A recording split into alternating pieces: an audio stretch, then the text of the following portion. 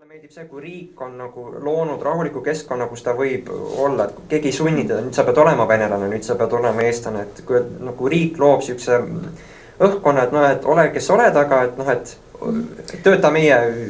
keskkonnas siin. Selles mõttes huvitav, et mina, kui ma nüüd tõesti mõned aastad tagasi uuesti intervjueerisin nagu seda Eesti identiteedi tähendust, siis minu jaoks oli üllatav selline seisukoht, mida tõesti 90-ndatel ei olnud, oli see, et jah, ma olen eestlane, aga kui ma lähen mõnda teise riiki, siis ma kindlasti ei rõhuta seda eestlaseks olemist, et siis ma nagu adapteerun sellesse keskkonda, kuhu ma lähen. Et seda sihukest nagu vaadet noorte hulgas, et mis ongi nagu see, et nii nagu see keskkond nõuab, et selline ma siis olen. Aga ma tahtsin selle nimega seoses, mul tuli nagu lugu meelde, et Heidi ka enne küsis, et milliseid uuringuid identiteedi kohta on tehtud, et minu üks selline mõjutaja 90-ndate alguses identiteeti uurima oli Jaak Rakvelt.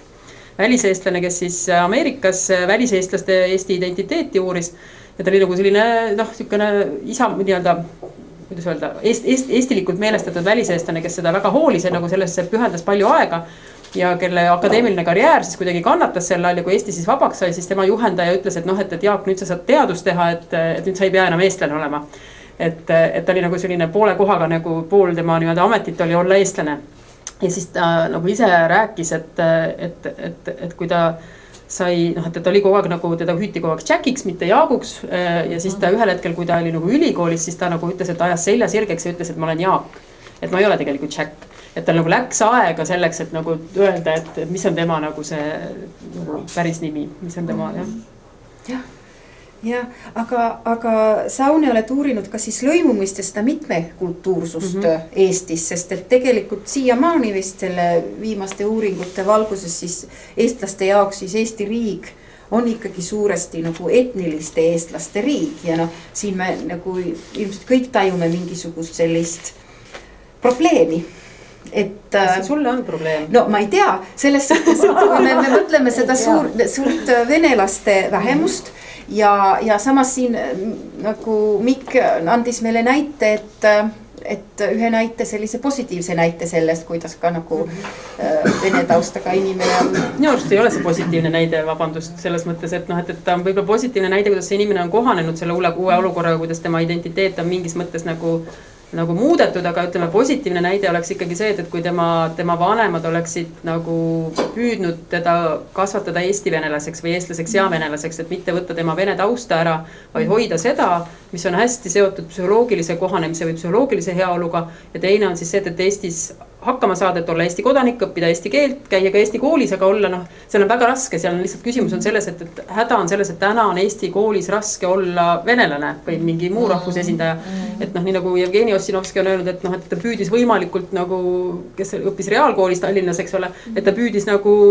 võimalikult vähe nii-öelda välja paista, et mitte nagu kuidagi nagu jääda silma, et ta on venelane. Et sul ei ole seda kohta seal nii-öelda, et olla teisest rahvusest. Mis on hästi kahju ja mis on hästi nagu vale, et selles mõttes mina ütleksin seda, et see ei ole nagu hea lahendus, et hea lahendus oleks kakskultuursus ja ühiskonnas peaks kultiveerima seda, et on normaalne olla mitmekultuuriline. Ja ütleme umbes kolmandik Eestis elavatest venelastest ütleb enda kohta Eesti venelane ja 2/3 ütleb enda kohta lihtsalt venelane ja neil on kaks väga erinevat gruppi. Et kui neid nii-öelda lõimumise kategooriaid, siin Marju Lauristini töögrupp on neid erinevaid kategooriaid teinud ja nimetanud, aga see on kõige lihtsam selline jaotus, et kuidas inimene ennast nimetab identiteedi mõttes. Lihtsalt lisaksin selle sõbra juhtumi kohta selle, et tema põhimotivatsioon oli see, et tema tahtis läbi saada inimestega, et tema ütles, et kindlasti selles vanuses on ka kergem nagu minna üle, võib-olla siis esimese klassi vanusest niimoodi üle, aga ta ütles, et nii või naa, et tema, kuna ta on elanud siin Eestis, et tal ei ole nagu see põlvkond on nii teadlik sellest kultuuri suhtelisusest, et ta on ka selles seisukohas,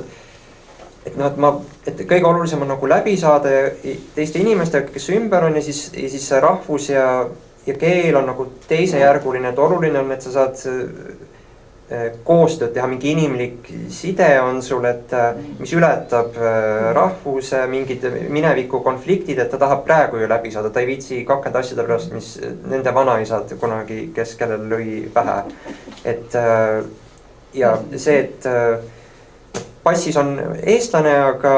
kõik see kultuuriruum on nagu globaalne, et kui me kokku saame, siis me räägime maailma asjadest niimoodi, et see ei ole nagu seda eelarvamust, et me peame rääkima algpunktist, mis asub eestluses, et eestluses on need normid, et me peame sellest lähtuvalt nüüd selle filtri läbi nüüd nägema, vaid on lihtsalt, et nagu inimkonnast üldisena, et see rahvus ja kultuur on üks väikene osa, arenev osa ühiskonnas, et pigem teeb muret see, et kuidas konfliktid tekivad, noh, et Venemaa, Süüria, kõik need sõjad, et kuidas kasutatakse rahvuseid ja neid erinevusi ära, et inimesel võib olla 99 sama sarnast asja, aga kui leitakse siis üks erinev asi, et sinna pannakse see kiil vahele ja lüüakse see lõhe sisse, et noh, et 99% oled nagu meie, aga see 1% on vastuvõetamatu. Et pigem käivad siuksed eetilised arutelud, et kuidas need mehhanismid toimivad ja et nii palju kui mina olen rääkinud, siis noorte seas on lihtsalt see tüdimus sõdadest, konfliktidest ja kui samastatakse see, et noh, enamus konfliktid rahvuste vahel või kuningriikide ja impeeriumite vahel on, et kas religioon või siis mingi etniline kuuluvus ja siis etniline taust ja religioon muutuvad järjest mitte eemale tõukavaks, aga nad on nagu alati siukse halva maiguga, et see on alati mingi konflikti allikas või mingi ettekääne. Ettekääne pigem, et see põhjused on ikkagi majanduslikud väga sageli ja siis nagu tuuakse see rahvuslik asi sinna juurde, sest et see käivitab nagu emotsionaalselt. Sa oled Taune väga palju kirjutanud just sellest, kuidas Eesti haridussüsteem peaks võib-olla teistmoodi olema ja just selle nagu nende venelaste vaatevinglist ka või üldsegi nagu multikultuursuse vaatevinglist. Mis nagu nüüd hetkel on nagu nii-öelda valesti? Miks ja mis ohud seal võivad olla selles, et võib-olla ei võetakse neid venelasi piisavalt arvesse või et nad õpivad eraldi ja siis üldse selle lõimumise teemal? Ma arvan, et see üks suur asi, mis minu arust on valesti, on see, et meie erinevad rahvused õpivad põhikoolis erinevates koolides. Erinevates klassides, suur samm oleks see, et kui nad õpiksid samades koolides ja mingeid asju õpiksid koos, et kõik, kas nad peavad kõiki asju koos ühes klassis ja alati eesti keeles õppima, et pigem võib-olla nad võiksid õppida ühes koolis ja mingeid aineid siis teha koos. Et hästi positiivselt võtsid mu üks hea vene sõbranna, võttis selle mõtte vastu, et tegelikult oleks tore, kui sellises koolis ka eestlased õpiksid mõnda ainet vene keeles. Just sellepärast, et mitte nagu nii-öelda tohutu keeleoskuse pärast, vaid et ka nagu nad tajuksid seda, et mida tähendab nii-öelda olla teiskeelt, et nad, kuidas öelda, et nende nagu empaatiavõimet nagu kasvatada. Et ma arvan, et see eraldi õppimine on kõige kriitilisem, et teine, ütleme see eraldi õppimise tulemus on ka see, et vene põhikooli lõpetanutest ikkagi kolmandik ei omanda keeleoskust sellisel tasemel, et teil võimaldaks minna eestikeelsesse või sellesse gümnaasiumisse, mis meil täna on, mis tähendab seda, et tegelikult see on see nagu uskumatu, et me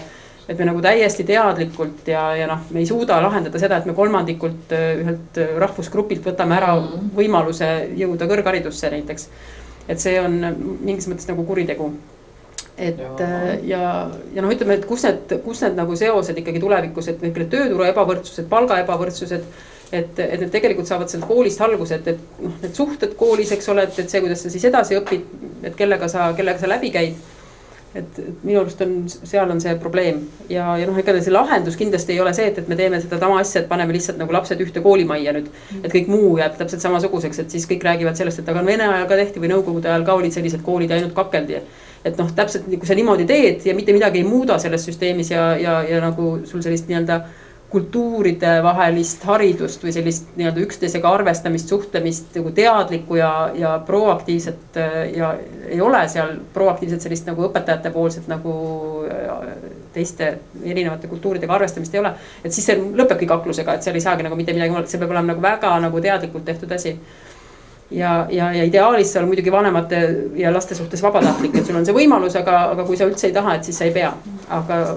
täna on Eesti koolidel ebamugav neid lapsi võtta, sest et see ilmselgelt tähendab rohkem tööd. Ja ma saan aru, et tegelikult venelased rohkem tahaksid minna Eesti kooli, kui täna neid seal on.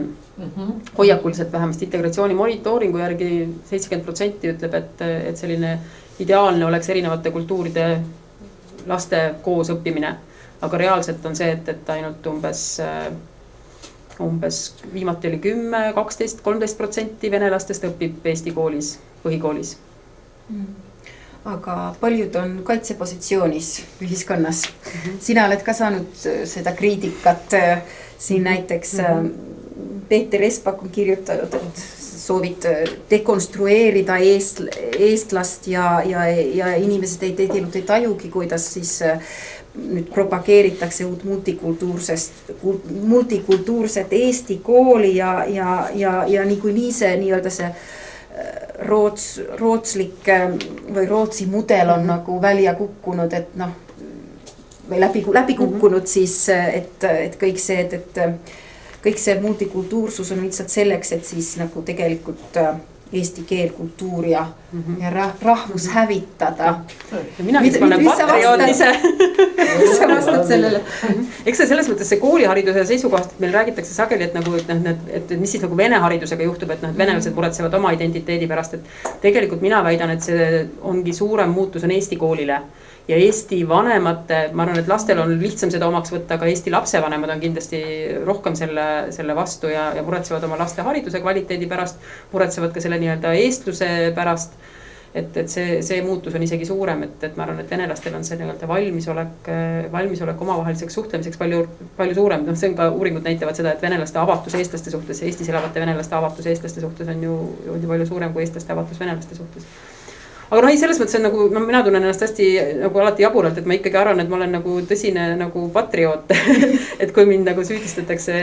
Eesti rahva hävitamise püüdes, et siis noh, on kuidagi kummaline see. Sul on veel palju tööd teha, et mulle järgi jõuda. Aga ma lihtsalt selle lõimumise teemaga korra tulet natukene teemaväline võib-olla, aga minust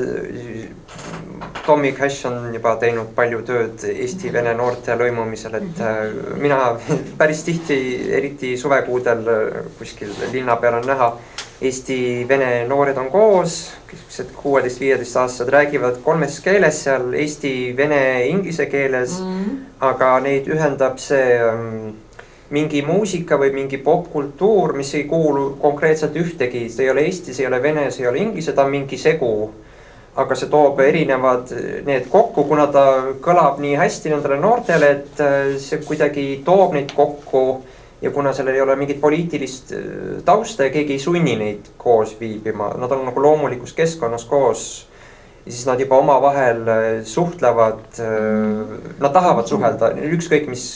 keeles, aga mingid ühendavad elemendid on seal, mis neid nagu liidab kokku. Et kui on nagu üks konkreetne mingi riigi etniline kultuur, siis on väga raske teist inimest võib-olla sinna niimoodi tuua või meelitada, aga kui see automaatselt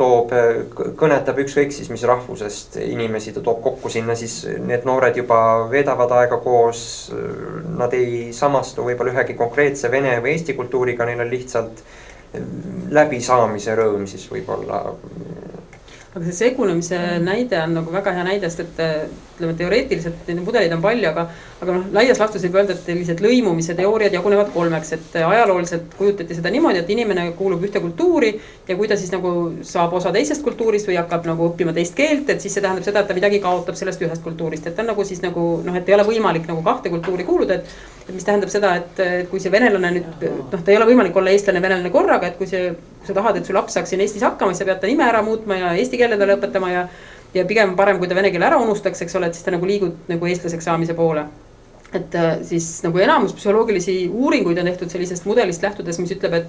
et on võimalik nii-öelda 2 kultuuri kuuluda, mis tähendab seda, et sa võid öelda nagu jah mõlemale kultuurile, aga võid öelda ka ei, mis tähendab, et sa oled marginaliseerunud ja sul ei ole nagu ühtegi kultuuri või siis on sul separatsioon, eks ole, et sa nagu tahad hoida oma kultuuri ja enamusega mitte tegemist teha või siis assimilatsioon. Et sul on nagu, põhimõtteliselt sul on nagu 2-dimensionaalne ruum ja reaalsus on sageli see, et toimuvadki nagu need segunemised, et sul ei ole nagu see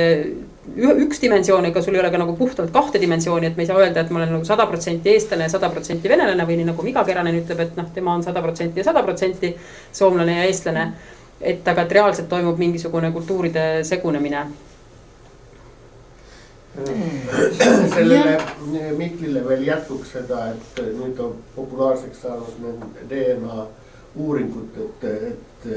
selle alusel me oleme väga sarnased teine teisega ja ja et ilmselt DNA alusel ei saa öelda, kes on eestlane, kes on soomlane, kes on nigeerlane. Et kaks hiirt Helsingis ja Berliinis on palju, nende geneetiline erinevus on palju suurem kui soomlase ja nigeerlase vahel. Joo, võib-olla. Jaa, aga kas sa, Aune, soovid, et rahvusriik püsib? Siin on see eestlaste identiteet on väga palju seotud riigiga tegelikult. Kas nagu rahvusriik, kas meil on vaja sellist nagu rahvusriiki? Kas me saaks ilma rahvusriikita hakkama? See on natukene juba küsimus ka sellest, et kuivõrd täna meil see rahvusriik on. Aga ütleme niimoodi, et kui sa niimoodi küsid, siis ma ütleksin, et jah, ma tahan, et eestlastel oleks maailmas üks koht,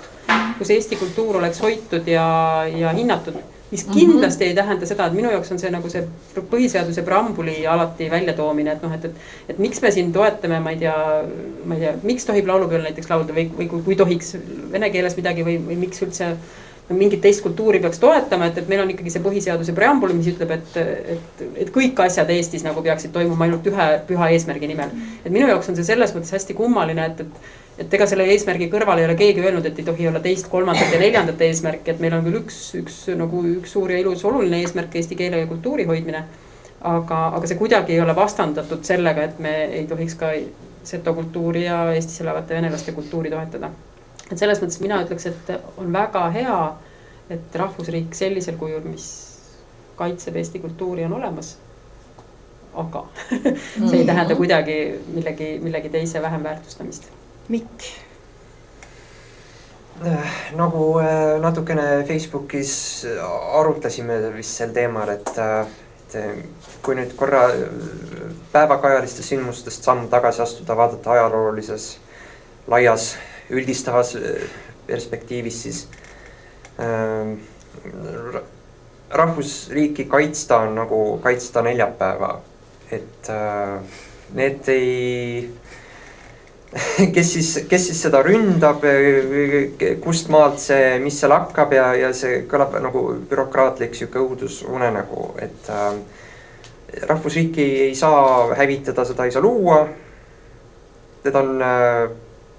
mõisted, mida meie ise oleme mingil hetkel siis defineerinud vastavalt ajaloolistele vajadustele, et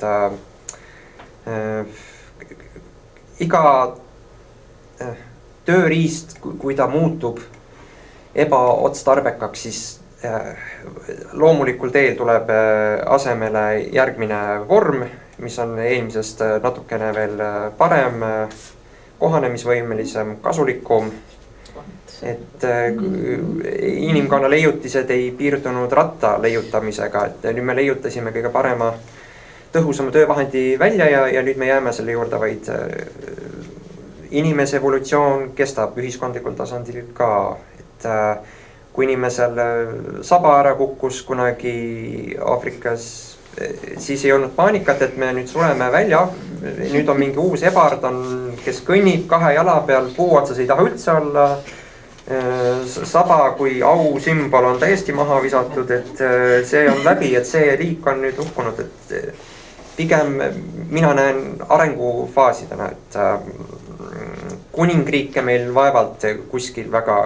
tehakse enam, et feudaalkord, igasugused sellised korraldused vastavalt siis meie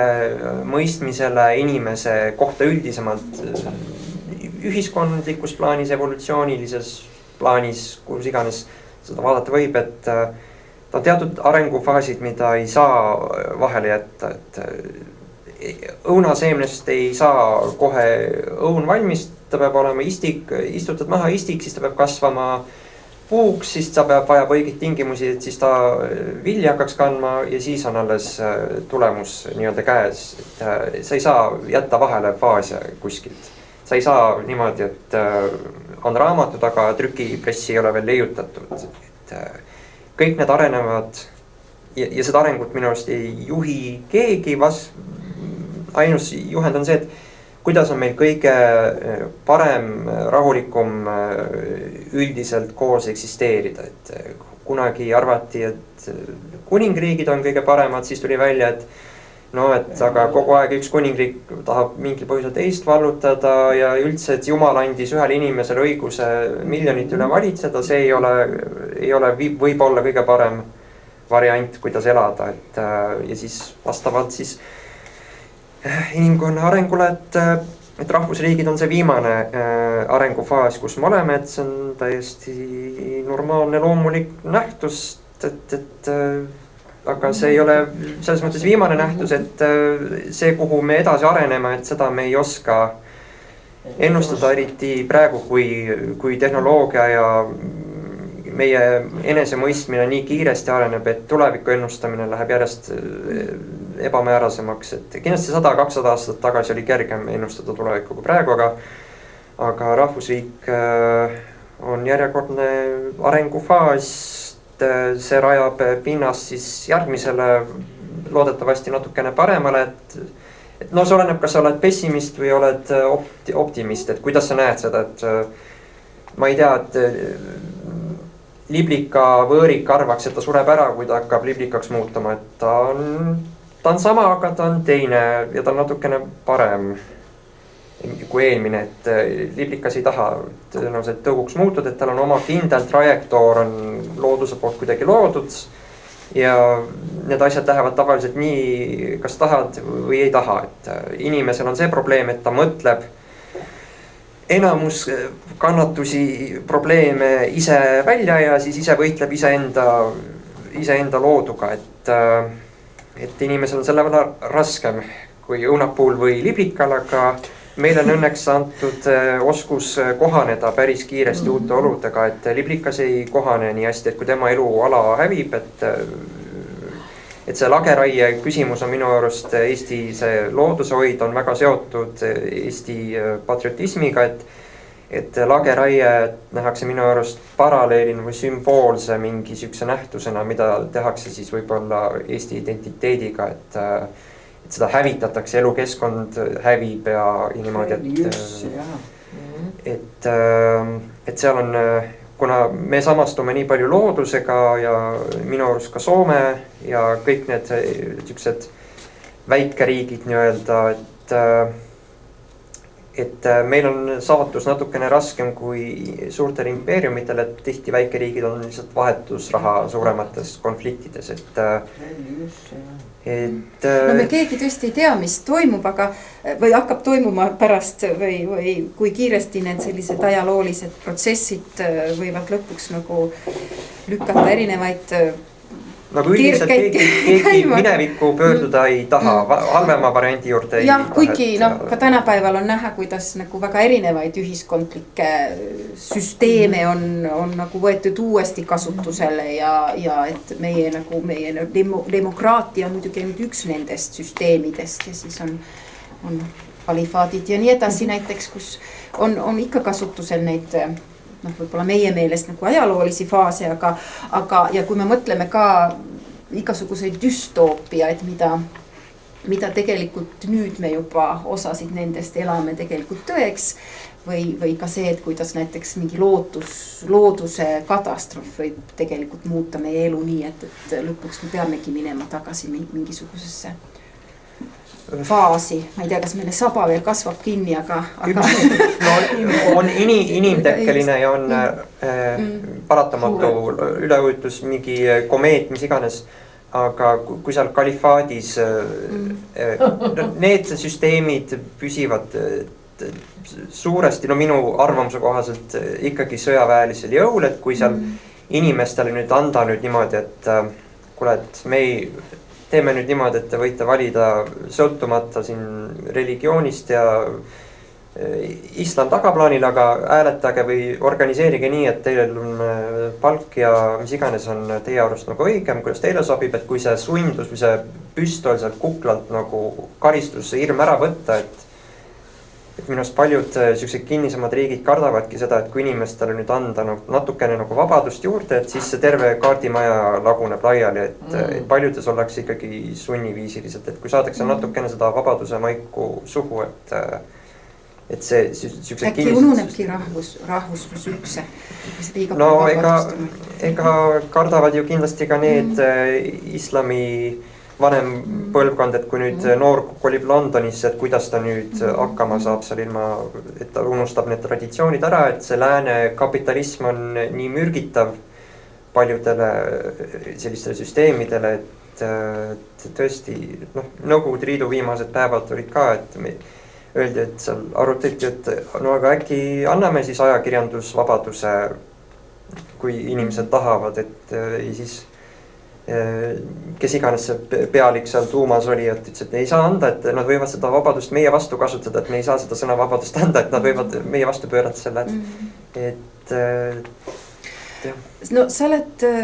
ka kirjutanud posteestlusest või mis sa tahad öelda? See ongi see, et rahvusriiki enam ei ole või ja siis tuleb ka uus identiteet, mis on mingisugune posteestlus või? Või seda ei tea veel, milline see on, aga midagi hoopis muud või? No seda võib spekuleerida ja see on alati väga lõbus, huvitav asi, sellepärast et seda võib igaüks võib teha.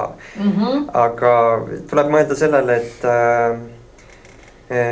kui kõik on nagu arengufaasis ja keegi väga nagu minevikku ei taha minna, aga tulevikku veel kardetakse, siis on siuke tunne, et praegu me oleme sellises, et uus ei ole päris paigas, aga vana ei ole läinud, et on ebakindlad olud veel, inimesed ei tea, kuidas kohaneda, et mis on parim organiseerimise vorm siis, et kas on tugev kratist kinni siuke autoritaarne süsteem või siis on lasta nagu seda haaret lõdvemaks, et loota, et inimesed suudavad ju ise ka organiseerida, et hakkama saada ilma suure juhita, ilma suure isata, isamaalisuseta. Sest isamaalisus on siuke patriarhaatlik vana testamendi moodi, üks habemega vana valge mees juhib miljonite inimeste elusid, kohtunik, õigusemõistja, kes iganes kuningas, et minu optimistlik prognoos oleks see, et kui inimesed nüüd ühiskonnas, kui ütleme, et tulevad järjest automatiseeritud töökohad, kus kassades ei tööta inimesed varsti, et sellised inimestele jääb rohkem vaba aega, kui see kodaniku palga teema, see ei kao minu arust, see tuleb tagasi kuidagi, et kuidagi läheb sinnapoole, et inimestel on rohkem nagu vaba aega, neil on rohkem võimalusi, siis see tähendab seda, et neil on rohkem aega mõtelda, et kui sa oled 9-10 tööl, sul ei ole väga aega analüüsida iga valimisplatvormi plusse-miinuseid, sa lähed sellega, kes sulle natukene leevendust lubab, kas lasteaiakohti lubab, palgatõusu, pensionit, mis iganes, komme pakub pidevalt. Aga kui inimesel on nagu rohkem aega, rohkem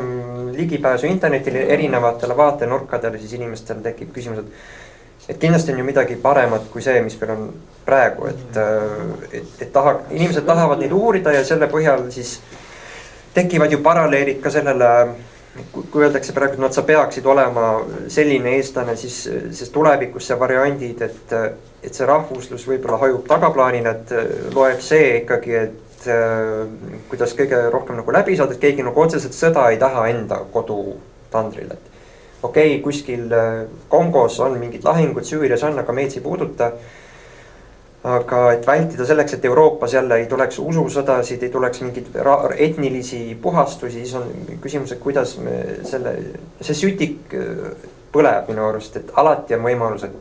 läheb keema ja keegi läheb, ütleb, et massihüsteeria, kuidas iganes seda nimetada,